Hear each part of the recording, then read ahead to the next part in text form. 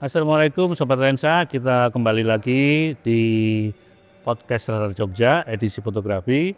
Dan kali ini ada yang spesial, yaitu kalau Sobat Lensa lihat biasanya kita di studio, ini kita di luar studio. Dan nuansa pameran ini sangat terasa. Memang benar, kali ini kita podcast di GIG atau Gelanggang Inovasi dan Kreativitas Kampus Universitas Gadjah Mada. Dan ada apa, dan ini pameran apa, dan ini yang akan kita bahas. Untuk itu telah hadir dua narasumber luar biasa kita kali ini. Yang pertama di sisi terdekat saya, Mas Ulet Ivan Sasti. Dan beliau freelance fotografer dan sudah menjalani profesi jurnalis foto hampir 20 tahun, benar Mas ya? Benar. Dan beliau kontributor reguler untuk agensi foto Getty Image dan berbagai media internasional, salah duanya New York Times, Life, dan majalah Time. Juga beberapa media luar negeri lain. Dan narasumber kedua kita yaitu Mas Oka Hamid. Beliau orang penting di PFI, Pewarta Foto Indonesia Jogja, dan dia pernah menjabat 2 periode PFI Jogja. Baiklah, kita langsung aja. Saya ingin menebus penasaran saya, ini acara apa? Bisa dijelaskan Mas Oka? Ya, kalau untuk acara ini, Ya.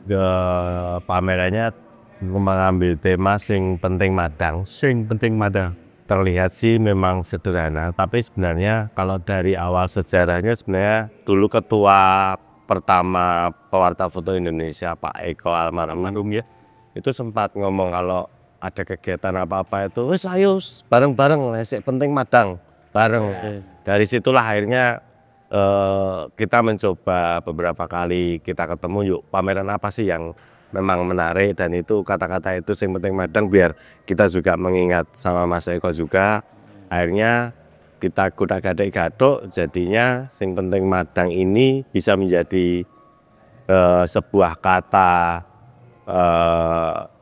positif dan ada negatifnya. Jadi memang ada sisi baik dan buruknya sebenarnya sing penting madang itu, tergantung cara sudut pandang kita menggambarkannya seperti apa. Itu Secara harfiah madang itu makan kan? makan ya, Nah, yang penting makan. ini pamerannya kalau orang diartikan secara apa, hanya terkait kuliner atau Ya. mengandung arti yang luas? Filosofinya. Filosofinya ya, kalau kita ini dari kata yang penting madang itu memang terlihat sederhana, tapi kita mencoba untuk menggambarkan bahwa bisa masuk ke semua lini gitu kan. Dalam arti politik ada budayanya juga ada ya gitu, terus ada sisi lain dari yang teman-teman foto gitu. Termasuk kritik sosial. Betul, termasuk kritik sosial. Ibaratnya kayak ada foto tentang pembukaan lahan gitu. Iya.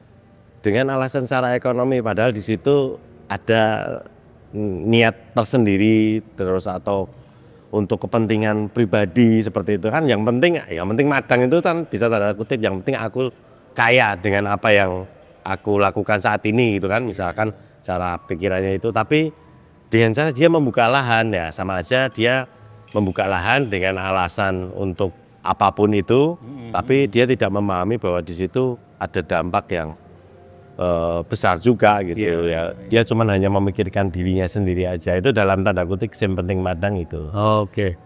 Pembukaan lahan ya. Berarti kita tanya ke Mas Ulet yang spesialis isu-isu tentang deforestasi dan perusahaan lingkungan. Tapi sebelumnya ngomong acara ini dulu. Digelar berapa hari ini Mas? Gimana Mas? Pamerannya digelar berapa hari? Dari nanti malam tanggal 1 hingga tanggal 8 dan ada beberapa bagian kegiatan juga di tanggal 2, tanggal 3, dan tanggal 6. Bisa disebutkan apa aja? Untuk tanggal 2 nanti kita ada kuliah umum dengan 3 narasumber yang hebat-hebat juga. Ada Oscar Matullah, ada Dioblo, sama Mas Pamungkas, dosen ISI juga yang dulu mantan wartawan.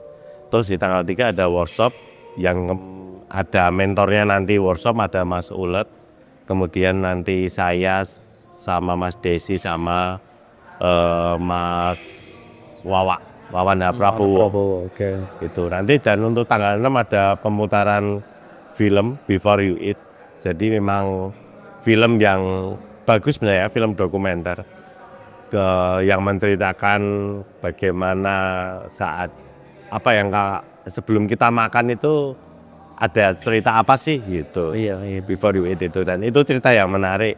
Jadi yang mungkin nanti pemirsa yang lihat bisa tanggal 6 bisa hadir juga, karena itu bagian dari industri di luar atau dengan pekerja-pekerja, kaitannya dengan pekerja migran juga. Jadi biar kita memahami sebelum kita makan ini ada cerita apa sih di balik makanan yang disajikan gitu. Iya. Oh iya, berapa karya yang dipamerkan dan dari mana fotografer? Kalau di pameran ini ada 120 karya ya, 120-an karya dari 25 fotografer di wilayah seluruh Indonesia. Oke. Foto tunggal atau ada foto story juga? Ada foto tunggal, ada beberapa foto story. Oke.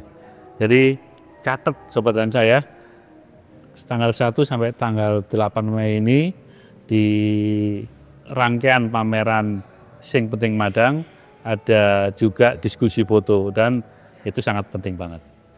Oke, kita langsung tanya ke kurator kita. Ya, Mas Ulet. Mas Ulet, kurator dalam sebuah proyek pameran atau buku ini kan ibarat nahkoda. Benang merah apa yang Mas Ulet bisa tarik dari karya-karya teman-teman ini? Dan itu pertanyaan pertama. Yang kedua, biasanya kurator itu sebelum dia mengkurasi, dia punya mindset sendiri, rancangan sendiri. Nah, ini apa yang dilakukan Mas Ulet? Apakah menyesuaikan dari karya teman-teman, atau Mas Ulet mengkurasi dan memilih foto ini yang sesuai dengan kehendak Mas Ulet? Ya, sebenarnya kalau ngomong ngurasin ini kan ke berapa kali ya ngurasi pameran fotonya kali. Itu. Jadi Iya. ya nggak pertama kali. Jadi sebenarnya sudah tahu gimana sih teman-teman TFI Jogja terutama khususnya ya gitu. Jadi bagaimana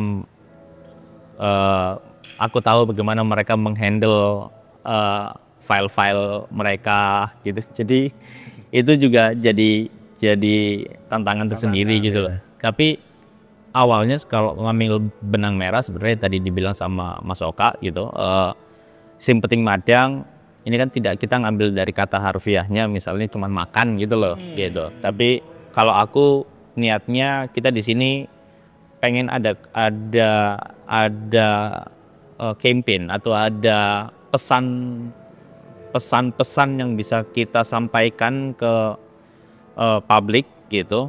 Apa sih jadi sebuah keresahan kita gitu loh, apa yang jadi pesan-pesan kita untuk misalnya pemerintah atau untuk pemegang kebijakan gitu. Ini loh yang kita lihat selama misalnya decade gitu, berapa tahun belakangan ini. Karena jujur ini foto aku kemarin memilih untuk tidak ada tenggat waktu.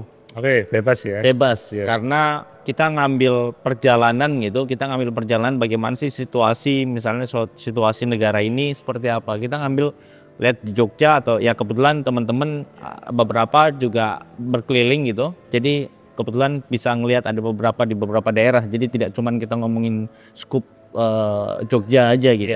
Tapi bisa ngelihat beberapa misalnya ada Papua, ada di Kalimantan, ada di mana gitu.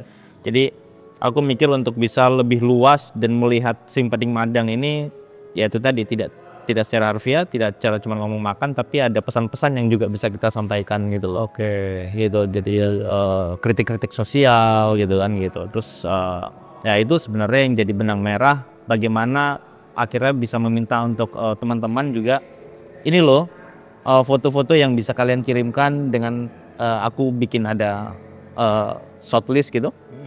Ada shortlistnya untuk ini yang kira-kira bisa kita untuk sajikan gitu, untuk kita pamerkan itu. Berarti ada clue-nya ya kita apa? Ya, Oke. kita buat itu. Terus habis itu kalau ngomong bagaimana menyusun ini, Ya. gitu. Kalau menyusun ini ya sebenarnya, lumayan. Itu menantang banget. Ya, sangat menantang karena dengan ini foto satu, ada yang foto udah lama banget misalnya gitu ya, ada foto-foto baru, terus bagaimana kita menyusun itu, terus kan tidak semua teman-teman juga punya filenya yang asli atau ini sudah lama gitu ya, terus kadang ini ngomong madang ki apa ya gitu, kira-kira bolak-balik gitu. Ya udah ini loh, ini ya bolak-balik tektokan gitu, terus akhirnya udah, terus aku ngelihat semua yang masuk gitu, terus bagaimana akhirnya kita bisa merangkai foto yang semua masuk ini, dirangkai satu-satu untuk jadi sebuah perjalanan bagaimana situasi politik, sosial dan budaya yang juga ada di dalam sini semua kita rangkum, ya semua bisa saling berinteraksi, saling berhubungan. Ketika kamu melakukan sesuatu, dampaknya apa, efeknya apa yang kamu bisa terima dan bisa memanfaatkan, atau apa yang kamu bisa lakukan, ya itu semua ada di dalam sini. Jadi ada alur pesan visual. Oke. Mas Ulet, saya baca di pengantar Romo Sindu, dia menyebutkan, mengutip kata-katanya Robert Frank yang mengatakan bahwa fotografi tidak hanya sesuatu yang nyata, tapi harus punya misi.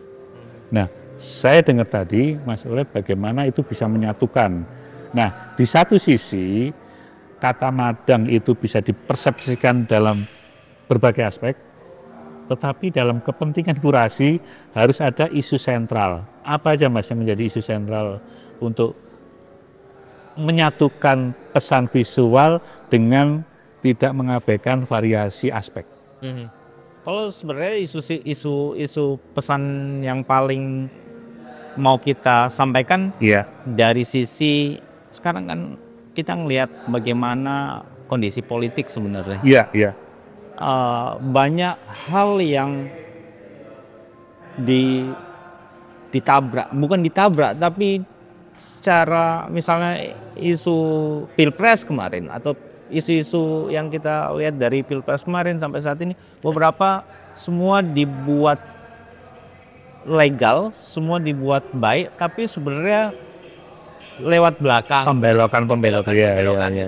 hal-hal yang sebenarnya memaksakan gitu, yang sesuatu yang dipaksakan untuk tetap harus bisa dilakukan tanpa, misalnya kita tidak melihat riset atau apa yang misalnya, makanya di sini ada beberapa makan gitu, kita bisa ngomongin soal politik kemarin, soal MBG misalnya gitu ya, tuh situ ada bagaimana politikus, ada presiden, ada pihak-pihak pemerintah juga gitu yang bisa, sebenarnya kita pengen ada sebuah kritik gitu, intinya kritik bahwa ini makan gimana sih gitu loh. Gitu. Kalau makan cuman hanya perlu untuk makan kenyang, paling berapa cukup lah gitu ya. Tapi ini mau sampai mana, kamu semua sampai meledak gitu perutmu. Gitu loh. Terus sampai harus muntah-muntah gitu, terus sampai alien gitu. Nah, tapi juga tidak mengabaikan tadi aspek-aspek misalnya budaya, karena budaya ini juga kita ngomong soal misalnya Merapi gitu ya, soal Merapi. Kalau di sini kan aku bukan orang asli Jogja, tapi kalau beberapa ini di sini orang kayak beranggapan bahwa ada sesuatu, ada triggernya dari mana nanti. Misalnya Merapi gitu, contoh itu jadi indikator gitu. Ketika Merapi apa, semua saling berhubungan, terkait gitu loh, semua saling terkait. Ketika gonjang-ganjing apa gitu perintah, nah ini nanti ada tanda-tanda alam gitu. Nah makanya aku juga akhirnya mengkurasi atau membuat alur ini dari mulai ngomongin soal politik, terus ada budaya, kita misalnya di situ nanti ada kita sebagai negara agraris, di situ ada bagaimana sebuah kemewahan bercocok tanam gitu, bercocok tanam dengan serba hal-hal yang sangat melimpah, misalnya Ya. soal makanan dan lain-lain, terus budaya Merapi, terus bagaimana kita juga harus sama alam, respectful gitu. Hanya kamu nggak mikir soal perutmu aja loh, tapi alam juga harus dipikirkan gitu loh. Bagaimana ya, bukan mau ngomong soal misalnya budaya terus ke gunung terus seperti apa ya, tapi bukan untuk ngasih makan gunung gitu. Misalnya contoh Bromo gitu, ngasih makan. Tapi itu bukan contoh, bukan orang, bukan seeding, bukan ngasih makan gunung, tapi bagaimana untuk sebuah budaya mengingat kepada leluhur sebenarnya, aware sama leluhur bahwa ayolah kita rawat ini baik-baik. Tidak cuman hanya mengeksploitasi, gitu. Tapi kita juga bisa respect, bisa respect sama alam sekitar. Oke. Ya, itulah sebenarnya saya. Jadi catat tanggalnya ya. Nikmati pameran foto ini tidak hanya secara visual, tapi makna dan visi yang terkandung yang ingin disampaikan dalam pameran ini lewat pameran yang digelar oleh kawan-kawan PFI Jogja ini bisa memberikan santapan rohani kepada teman-teman yang nanti menikmati foto tersebut. Mas Ulet, saya lihat beberapa foto. Tadi Mas Ulet mengatakan bagaimana kita merekam keindahan alam, terus juga kemewahan alam Indonesia. Tapi pameran ini sepertinya ada semacam paradok juga. Yang satu sisi juga, dan ini yang menjadi istimewa dari karya-karya Mas Ulet adalah isu-isu deforestasi dan dampak perusakan lingkungan, untuk salah satunya adalah pembukaan lahan untuk perkebunan sawit. Apa Mas yang ingin disampaikan lewat dua kutub pesan yang ditampilkan dalam pameran ini? Ya sebenarnya sih kalau ngomong itu tadi aku bilang soal sampai mana kamu ini, kalau ngomong makan gitu kan cuman seberapa ini sejengkal ya. Iya. Tapi Dan berapa lama sih? Kalau kamu mau isi terus sampai meledak kayak apa perutmu, terus itu kamu ini ya. Nah di sini sebenarnya kenapa ada dari Papua gitu, fotonya Mas Kasan misalnya, contoh bagaimana suara-suara yang sekarang pengen kita sampaikan sebenarnya, bagaimana hal-hal atau secara politik misalnya di Papua, atau bagaimana masyarakat di Papua yang butuh suara kita gitu untuk terus menyuarakan suara-suara mereka. Biar mereka tuh nggak sendiri, bahwa kita juga mensupport mereka nih dengan sekarang apa yang terjadi di sana. Memang agak sedikit rumit kalau kita ngomong itu ya gitu. Tapi setidaknya suara mereka bisa kita bantu dengan suara-suara kita yang ada di sini, yang lebih dekat sebenarnya dengan kebijakan-kebijakan yang bisa dibuat ya, si pembuat kebijakan kan semua ada di sini. Iya, benar. Gitu. Jadi bagaimana bisa akhirnya mereka juga bisa ikut menyuarakan. Iya. Nah terus habis itu juga foto deforestasi. Kalau ngomong foto deforestasi itu sebenarnya itu tadi, bagaimana kalau aku ingin menyampaikan keserakahan sebenarnya. Kita tuh manusia terlalu serakah gitu, sampai mana kamu harus ngebuka semuanya gitu. Misalnya aku tahu kita punya lahan atau wilayah hutan yang sangat luas atau apa gitu ya, dengan kita kan negara tropis, hutan tropis terbesar nomor 3 salah satunya, setelah Amazon, Kongo, dan salah satunya kita Indonesia gitu.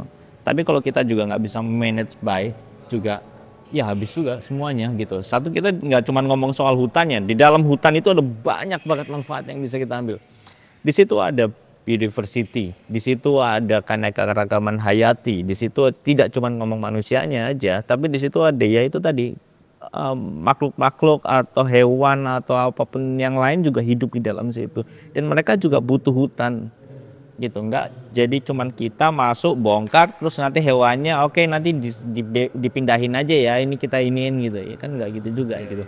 Mereka juga, nah dampaknya banyak tuh Kalau ngomongin soal dampak, ketika kamu buka satu wilayah, terus dampaknya ngomongin soal keanekaragaman hayati yang kamu hancurkan, terus habis itu dampaknya juga akhirnya ke global.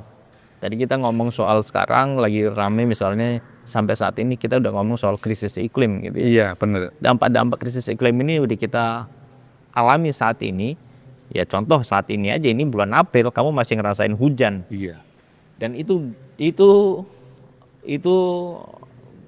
tadi naik ojek aja, bapak di ojek itu udah orang udah tua banget. Ki mas, ki kok sih ono udan ya? Oh ya pak, aku ngomong, itu bapak, aku anggap bapak ini enggak. Tapi orang semua udah makin aware sama itu. Bener. Kenapa ya? Gitu loh. Wah menarik juga bapaknya udah mulai paham. Maksudnya bukan paham, tapi kok ini apa loh maksudnya? Si hutan yo. Iya. Iya pak, aku juga nggak tahu ya. Ini akhirnya kan ini semua dari kita ya. Aku juga berkontribusi. Pak Beki berkontribusi, Mas Oka dan kita semua berkontribusi semua apa yang terjadi saat ini gitu. Jadi nggak cuma ngomongin soal hayati, tapi kita ngomongin akhirnya ada di situ ngomongin konflik lahan lah yang sampai saat ini terjadi gitu. Perang lahan antara perusahaan dengan masyarakat adat dan lain-lain semuanya akhirnya jadi polemik yang ya itulah saling kompleks ya. Jadi ya seperti saya jamin kalau Anda kesini nanti akan terjadi guncangan batin. Satu sisi kita disuguhi kemewahan alam Indonesia, satu sisi kerusakan alam terjadi. Jadi ya segeralah datang ke sini. Oke, ini setback ke belakang sedikit Mas Ulet untuk teknis ya. Kan kalau kita ngomong fotojurnalistik itu tidak hanya kemasan visual, tidak hanya how to make the picture, bagaimana foto itu bagus, tapi juga what the picture content. Nah, dalam proses kurasi ini, apa yang jadi pertimbangan Mas Ulet untuk menentukan foto ini dipamerkan atau tidak? Yang saya tanyakan proporsi persentase pemilihan apakah visual atau ke pesannya yang lebih gede. Ya, pertama sebenarnya kita ngeliat visual ya. Secara kita orang visual, jadi bagaimana caranya sekarang visual tuh udah ya kalau ngeliat sama pembukanya dari Romo gitu, pengantarnya ngomong soal AI ada di situ, itu ya. Jadi sebenarnya kita nih kayak macam di apa ya? Itu sebenarnya karya kita yang dibuat Kodifikasi. terus abis itu pakai sistem robot terus dibuat lagi gitu loh. Nah kita akhirnya kayak ngelawan pekerjaan kita dulu gitu, terus habis itu jadi lawan balik gitu. Benar. Iya toh? Iya. Iya nggak?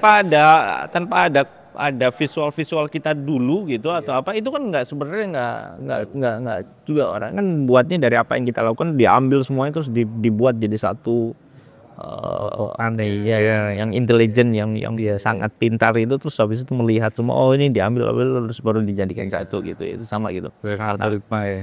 Algoritma tadi itu yang ngomong itu. Nah jadi akhirnya bukan mau melawan atau melihat visual itu nanti itu kalau itu bisa dibuat gini, terus akhirnya juga kita ngomong soal sosial media yang sekarang sebenarnya teman-teman pewarta foto ini juga sebenarnya soal bukan sebenarnya bagus gitu. Sosial media juga akhirnya membangkitkan semangat orang sangat aware sama visual gitu. Jadi mereka juga tahu ini gambar ini, wah ini secara komposisi. Dulu cuman mungkin wartawan yang bisa atau orang-orang fotografer yang sangat mempertimbangkan gitu. Iya, ini menarik, secara komposisi ini menarik gitu. Tapi sekarang semua orang bisa tahu mana ini foto biasa wae gitu secara visualnya, atau cara kita nggak ngomong soal pesannya apa yang dalam dulu kan gitu ya. Cara catching banget gitu. Gitu. Sekarang warna ini, aku kerja sama beberapa orang yang baru gitu, dia cuman konten-konten gitu, tapi dia tahu bagaimana cara ini visual. Nah akhirnya aku memilih lihat visual mana yang sebenarnya menarik. Oke. Itu pastilah gitu. Nah tapi juga kamu juga harus tahu sebenarnya ini tidak terlalu menarik, tapi ini jadi apa? Jadi lebih sangat kuat. Kita nggak ngomong soal visualnya, tapi kita ngomong pesannya yang ada di dalam sini. Yang bisa menghidupkan foto ya. Kan foto itu. Iya. Gitu. Jadi yo kayak orang ya cuman kalau biasa nggak pakai makeup misalnya gitu kan. Iyo, makeup itu bagus terus dengan ada inner dari ganti dari dalamnya di ini. Tapi kalau dalamnya sudah sangat kuat, dia udah nggak perlu lagi. Nggak perlu gitu. make up yang tebel ya. Gitu. Jadi udah pasti pesan sampaikan, orangnya udah paham. Karena sebagai fotojurnalis, bagaimana caranya untuk ngasih pesan sesederhana mungkin kepada khalayak orang banyak untuk bisa sangat mudah mencerna apa yang mau disampaikan. Itu aja. Jadi nggak perlu rumit-rumit. Orang oke, aku tahu bagaimana fungsi caption itu sangat penting. Iya. Gitu. Menjelaskan hal ini tidak tervivalkan ya. Tapi orang sekarang lebih aware dengan lihat langsung visual. Oh, oke, ini gunung meletus. Oh, oke, ini. Oh, oke, ini. Itu lebih cepat, terus itu lebih mudah untuk komunikasinya. Oke. Seperti itu. Oke. Sekarang ke Mas Oka. Ya. Menarik nih. Ada salah satu diskusi yang membahas tentang evolusi fotojurnalistik dan tantangan di era krisis media. Nasumnya Bang Oscar. Bang Oscar, ada Mas Yoblo sama Mas Pamungkas. Iya. Itu daging semua Mas. Iya, tulang-tulangnya. Nah, kayaknya ya jurnalis foto ini mengalami kegelisahan yang sama. Ya. Tentang bagaimana sekarang terjadi pergeseran selera masyarakat untuk mendapatkan informasi yang tidak hanya yang mungkin mereka udah bergeser yang tadinya di media utama atau mainstream bergeser ke media sosial. Nah, seberapa gelisah sih terutama dengan PFI Jogja ya. Nanti bisa dibantu Mas Joli juga. Sebenarnya ya kalau gelisah sih ya gelisah paham Mas, karena perkembangan media, apalagi media yang sekarang dengan kondisi yang baru susah-susahnya gitu, ditambah dengan banyaknya media sosial yang secara saat ini sudah banyak yang digunakan, baik itu Facebook atau yang lainnya lah. Nah sebenarnya kadang kita ini Mas, kayak kita motret itu yang kita foto sama media sosial keluarnya lebih cepat di media sosial. Benar. Tapi yang menjadi problem adalah saat di media sosial itu tidak ada kontrol yang ada di situ. Padahal fungsinya fotojurnalistik adalah sebagai kontrol juga, bahwa peristiwa itu sebenarnya tuh nggak kayak gini loh, karena di situ kan kena fotojurnalistik ada etika, ada narasumber yang harus kita gali, ada informasinya terkonfirmasi. Iya betul, terkonfirmasi. Nah, itu yang tidak didapatkan di media sosial. Nah, takutnya adalah saat kita melakukan peliputan sebagai seorang fotojurnalis, nah dibandingkan dengan para netizen atau citizen journalism yang tanpa dia menggali informasi dan itu menjadi bom waktu suatu saat, misalkan ada hoax di situ yang belum terkonfirmasi sudah menyebar luas dan menyebabkan kehebohan dan lain-lain, itu kan juga membuat tanggung jawab kita ini semakin semakin menjadi tantangan yang lebih berat lagi. Ya itu yang pertama menjadi kegelisahan itu. Terus ya memang dari sisi media kita juga mulai susah juga kan Mas, kalau untuk di media hampir semua di PFI sendiri yang dia bekerja di koran Di media ya di media itu tinggal beberapa orang lagi, selainnya udah freelance semua gitu kan. Ya itu menjadi salah satu problem juga sebenarnya.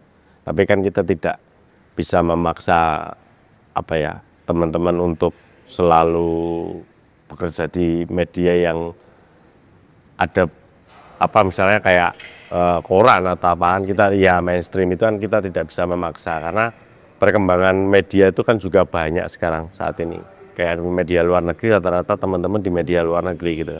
Jadi ya tantangannya semakin lebih berat karena apa, isu yang kita sampaikan ini belum tentu bisa menjadi minat isu di media luar negeri juga gitu. Jadi niat kita sih memang apa ya, memang ingin untuk kita membantu dalam hal kesadaran akan media sosial gitu, termasuk caption dan lain-lain gitu.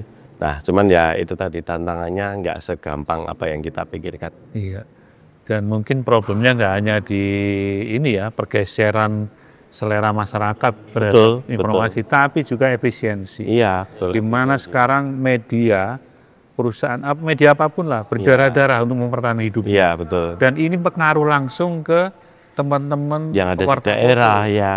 Contoh Mas, Ya, ketika pewarta foto ada yang resign, itu nggak diganti. ya, Ketika ada pewarta foto yang di waktunya pensiun, ya, itu nggak diganti. ya, Alasan mereka adalah kita manfaatkan teman reporter ini untuk reporter, fotografer, dan videografer. videographer. Wah ini parah ini. Dan itu terjadi saat ini kan paling Itu banyak terjadi. kan ya. Iya, Ya. makanya nggak salah kalau orang menyebut inilah kita sudah masuk di senjakala media. Iya, betul.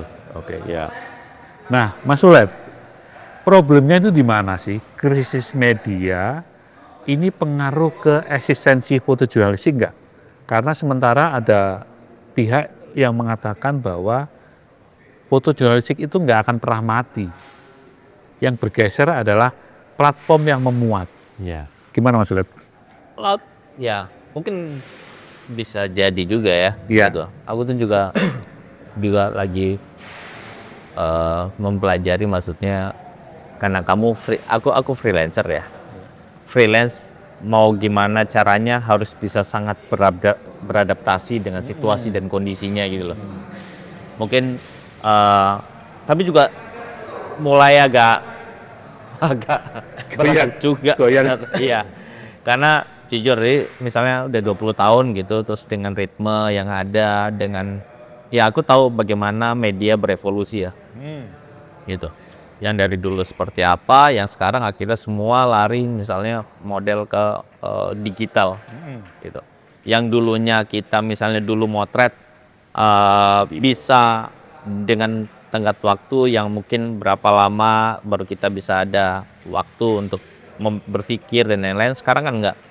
Gimana dengan teknologi ini juga akhirnya memaksa kita untuk apa yang kamu lakukan sekarang kamu bisa buat itu secepat mungkin.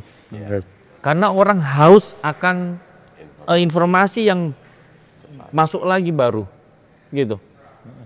Jadi mau nggak mau secara, ya ini yang jadi masalah adalah secara satu sama kayak pemain bola atau olahragawan gitu. Ketika kamu udah mulai umur agak 30. gitu, atau mulai 40-an atau mulai ini kan secara fisikmu kan sudah mulai turun. Iya. Tapi kamu harus tetap dipaksa untuk dengan top performanya terus gitu. Sementara karena dianggap bahwa teknologi bisa sangat membantu kamu untuk melakukan apapun itu. Iya, iya. Tapi kan akhirnya kan kita semua bekerja kan pakai ini kan sama kayak seni rupa gitu ya. Mikir, apalagi kamu ngambil gambar gitu. Kamu juga butuh namanya sense sosial, sense Isi visualnya ada. visual ada, terus kamu juga harus pakai rasa. Iya. Kalau kamu cuman hanya motret, cuman cepret, itu oke, visual dan proof, bukti ada, semua ada di situ, bahwa kamu hadir di situ, itu kamu menyaksikan itu. Tapi secara estetika, sekarang kan semua dipaksa untuk kamu bisa cepat, kamu juga harus bisa beauty, iya. Iya, kamu bisa gambar itu beauty ya, secara iya. Kamu bisa bikin itu yang tadinya berdarah-darah, tapi kamu bisa balut itu cara sesoft mungkin, itu bisa disaksikan orang banyak. Akhirnya di situ peran media sosial atau ini kan jadi sebenarnya sangat membantu untuk bisa mempercepat itu ya. Benar. Melakukan percepatan itu ya. Iya. Ketika kita ngomong soal hal-hal yang viral dan yang lain gitu, kita nggak usah ngomongin kalau nggak viral nggak diproses kayak ini. Kita nggak ngomongin itu ya. Tapi ketika hal itu jadi bisa di blow up, bisa ramai, akhirnya kan ada dampaknya juga lah ya. Dan kita sebenarnya juga senang nih. Nah, cuman bagaimana sebenarnya evolusi ini mulai seimbang, dan aku ya harusnya ya sebagai freelancer mau nggak mau harus tetap bagaimana cara beradaptasi, ngelihat teman-teman misalnya yang masih baru-baru, yang anak-anak sekarang, yang muda-muda, bagaimana mereka cara berkomunikasi. Iya. Karena komunikasinya aku atau Mas Beki dulu atau Mas Oka misalnya, ini kan dulu berbeda cara komunikasi visualnya. Ada visualnya udah berbeda, lain. Anak-anak sekarang mungkin nggak tahu yang disampaikan di sini, sajikan di sini, mereka juga Paham atau enggak? maupun nggak semua meter. Tapi misalnya mereka sekarang lebih banyak ngomongin soal personal. Benar, setuju Ya. benar. Soal personal, cerita diri mereka atau cerita orang-orang terdekat mereka dengan pendekatan dokumenter yang lain juga rasanya. Benar. Nah, ini kan juga jadi apa ya? Tantangan juga. Iya, dan itu yang terjadi. Oke, Mas Ulet kan selama ini jadi kontributor resmi di kantor berita asing maupun media-media di luar negeri. Apakah mereka juga mengalami problem yang sama, Mas? Tadi yang kita obrolkan sama Mas Olga tentang efisiensi. Apakah mereka mengaruh enggak? Itu yang pertama. Yang kedua, apakah terjadi pergeseran, Mas, tentang parameter nilai-nilai foto tadi yang diungkapkan Mas Ulet tadi, kan tuntutannya harus cepat, beauty. Nah, itu gimana, Mas? Ya, kalau aku nggak tahu ya, apakah ini juga jadi masalah tapi ya di luar juga jadi masalah sebenarnya. Kita ngomong soal efisiensi. Ada beberapa yang sebenarnya media mengalami itu. Tapi di tempat misalnya aku bekerja di Getty ada di beberapa tempat aku ngeliat mereka masih buka lowongan. Oh, luar biasa. Iya. Iya. Ada buka lowongan beberapa misalnya untuk sport fotografernya atau untuk mana itu ada buka. Atau mereka nambah misalnya editor atau nambah apa. Terus di New York Times mereka juga menambah misalnya beberapa fotografer ataupun stringer gitu atau apa, mereka juga memproduksi story-nya lumayan kenceng. Tapi mungkin bisa ini ya, karena kayak macam New York Times kan kita tahu dia punya subscriber terbesar di dunia ya gitu. Akhirnya kan orang juga, terus akhirnya bagaimana mereka menunjukkan misalnya contoh ini di industri medianya gitu, misalnya mereka secara orang-orang bagaimana memproduksi story atau memproduksi sebuah news gitu bisa cepat atau bisa apa ya, ini jadi aku juga kurang tahu bagaimana cara ini mereka, tapi mereka tahu sudah bisa bisa tahu celahnya gitu. Gitu. Ngomongin soal digital karena kita semuanya subscriber gitu, misalnya subscribe untuk berlangganan gitu New York Times gitu, hampir semua mungkin orang di US atau di mana gitu semua berlangganan itu. Mereka pokoknya udah cepat adaptif lah ya. Dan itu juga kultur juga ya mungkin ya, kultur di luar gitu, kultur di luar orang orang membaca itu jadi sebuah kultur gitu ya. Tapi kok di sini kan kita jarang melihat. Cenderung. Iya.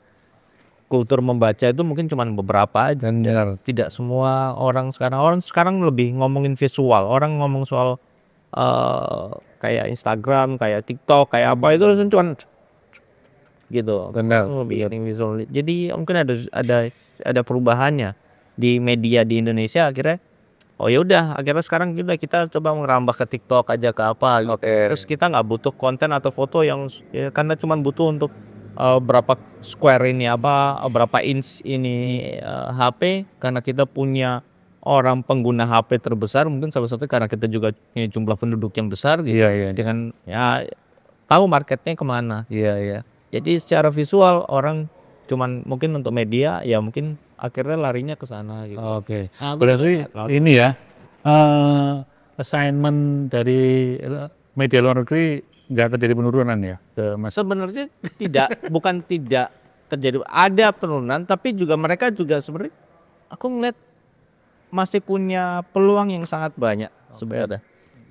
Karena beberapa media masih tetap ya macam media di Jerman ya mereka ada yang pengurangan tapi mereka juga tetap produksi story gitu. Iya ya.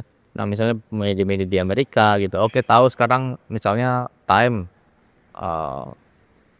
tidak wah dulu misalnya kita ngeliat Time gitu. Tapi ada gantinya misalnya New York Times, ada New Yorker yang baru lagi terus ini Lebih mulai segmented lebih segmented. Nah ini ininya kemana? Mereka fokus ke apa? Dan akhirnya mereka juga pengen ada ciri khas mereka sendiri semuanya gitu loh. Mereka gitu. Iya.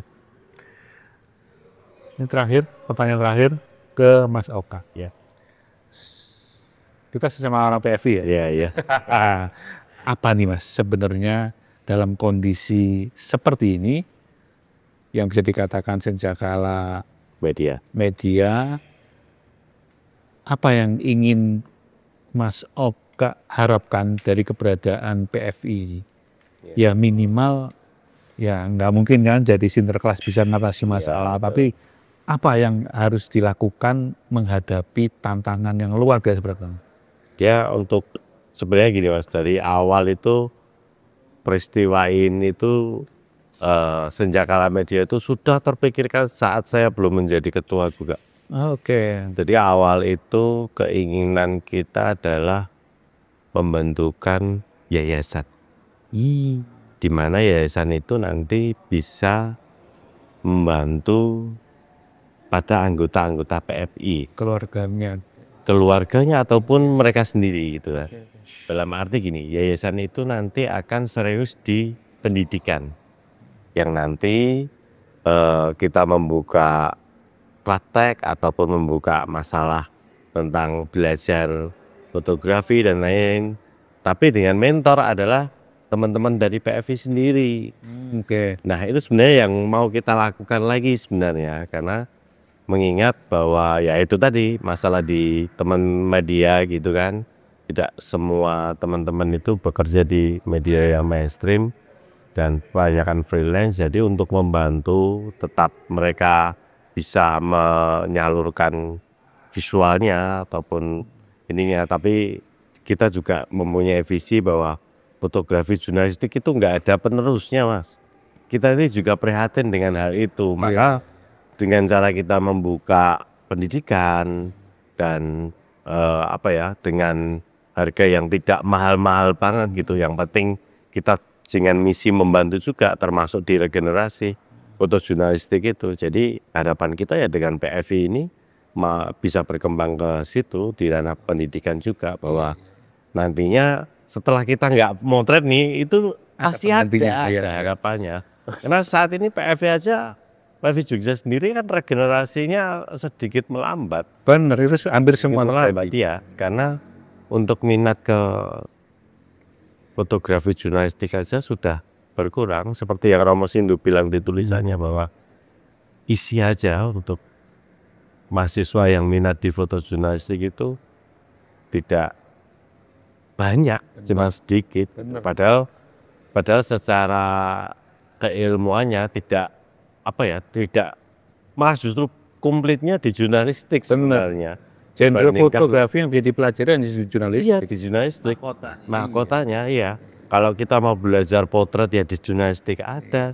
Kita belajar mau komersil atau still life ya jurnalistik ada gitu. Jadi kita bisa belajar banyak sebenarnya kalau untuk masalah teknik. Tapi ya perkembangan ini yang membuat mungkin dari anak-anak muda yang akhirnya coba larinya hanya ke komersil aja atau ke still life aja gitu kan. Nah itu yang menjadi keprihatinan juga sih, bahwa semakin sedikit penerusnya untuk di foto jurnalistik. Ya dengan harapan PFI kedepannya kita bisa membangun sekolah-sekolah itu. Selain untuk membantu anggota, kita juga membantu untuk penerusnya di foto jurnalistik. Jangan sampai lah nanti mati gara-gara nggak ada penerusnya gitu kan. Sangat disayangkan aja. Itu tadi keluhan sekaligus solusi yang ditawarkan. Dan ini menjadi tantangan untuk teman-teman PFI nasional bagaimana bisa menjawab situasi yang seperti ini. Jangan sampai PFI atau Pewarta Foto Indonesia ini menjadi ibaratnya sama dengan organisasi veteran yang anggotanya bukan makin tambah banyak, tapi makin sedikit. Ya itu tadi industrinya itu. Industri, jadi bahkan tantangannya adalah bagaimana PFI nanti menciptakan industri platform media yang tepat, yang efisien, yang diminati oleh masyarakat kebanyakan. Oke, meski tidak ada solusi, tetapi obrolan kita kali ini itu memberikan wacana dan wawasan tersendiri terhadap dunia fotografi jurnalistik khususnya di Indonesia. Dan jangan lupa Sobat Lensa untuk hadir di GIG Gelanggang Inovasi dan Kreativitas Universitas Gadjah Mada UGM pada 1 hingga 8 Mei mendatang dan ikuti semua kegiatannya. Sekian obrolan podcast Radar Jogja kali ini, dan bagi Sobat Lensa yang punya ide yang akan kita bahas apa, silahkan di kolom komentar. Sampai jumpa di edisi berikutnya dan salam fotografi.